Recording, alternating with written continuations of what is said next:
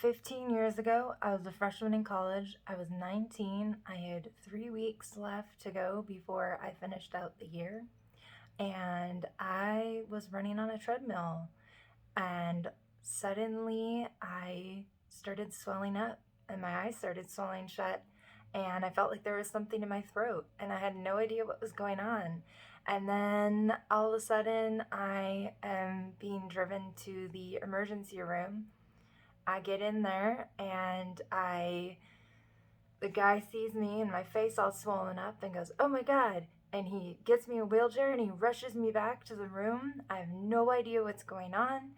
And I hear them say something like, they thought my boyfriend at the time was my husband. They said, "Bring your husband back here. We don't know what's going to happen," or something like that. It was like, he came back and then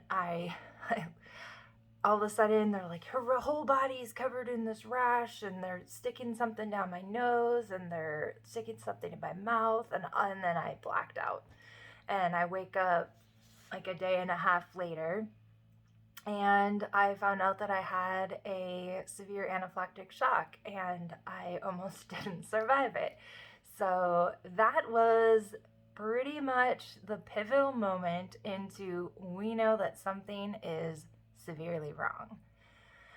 So I'm Kimberly, by the way, and I make videos about health and wellness and intuition. I had Lyme disease, severe neurological late-stage Lyme disease for 14 years, and this is my story of how it all started. So my senior year of high school, I started having some depression and anxiety, and it started to affect my daily life, but I was able to continue school and continue in all the activities I was in. And then the summer before I went away to college, I started having super severe versions of it. So we found out that there was water damage in the family room at my parents' house, and it was cleaned up, and we knew that there was some mold and stuff, but it was all cleaned up. Now in hindsight, we know that this was probably the reason why I had the severe depression and anxiety. And so I'd had a few mild symptoms before this, starting when I was about 9 years old, but everything, I lived a normal life, and I had some, strep throat often, and lymph node swelling that would get pretty bad. And so those were like things that I had on a pretty regular basis, like multiple times a year. But I was still living a normal life. I was still running track, and I was still involved in activities at school and going to school and all the things. So my senior year of high school, had the depression and anxiety. Summer before I went to college, it was really, really bad. I started seeing a psychologist for the first time and was put on antidepressants. And then I went away to college, and again, in hindsight, didn't really know what mold could do and everything, but we knew that the basement dorm room that I was living in, it was on the basement level, had been water damaged like the year before or something. And so I was living in there. I had severe depression that got worse and worse. My roommate was also having depression and anxiety, and I was starting to also eat from the cafeteria there. So I had a meal plan. So I was eating all they had. It was a business and a culinary school. I was there for business, but they also had this really good cafeteria with all this awesome food. And so I was eating worse than I'd ever ate in my life. I also was definitely gained the freshman 15 and was the heaviest that I've ever been in my life till now at that point. And so I was eating like mostly pastas and heavy things and lots of dairy. And so when I had this anaphylactic shock, we assumed like, okay, anaphylactic shock is from food, right? So I went to the cafeteria and I found out like everything that I could have eaten that day. And I had allergy testing done and nothing really came back except for celery, which I never had like a noticeable reaction to in any way. So we were very dumbfounded for years. And it wasn't until I started learning a lot about mold and about, um, let's see, what was it? A year and a half? No, it was like 2 years ago now. My parents' house, which is still the same house that they had when I was in high school, had the water damage in the same spot again. So the window is never fixed. That was causing the leak that initially caused the anxiety and depression from when I was in high school. We didn't know to put this all together. We just had no idea. We knew mold wasn't like healthy, but we just didn't know to the extent. So all these years that I had these severe neurological Lyme symptoms, I was sitting in this family room with this window that was leaking water down the walls. So when they broke open the walls, it was just, you couldn't see anything on the outside at all. And when they broke open the wall, it was just completely covered in mold. They actually had to rip off the whole back of the house and replace everything down to the studs. So it was bad.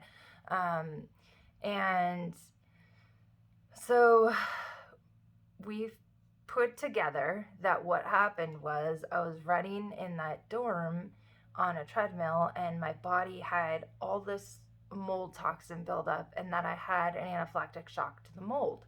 I also had a second anaphylactic shock to mold when I was in, again, had no idea that's what it was from when I was there. I had been carrying EpiPens, so it was in after that first anaphylactic shock. So I was in Ireland in 2006. I think it was 2006 or 2007. So it was 2006 when I had my first anaphylactic shock from my freshman year in college.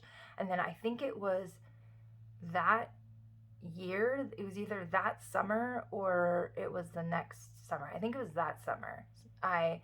We were in Ireland and I was with my family, and we had my EpiPens, just no idea what this was caused by again. So we're staying in all these old buildings.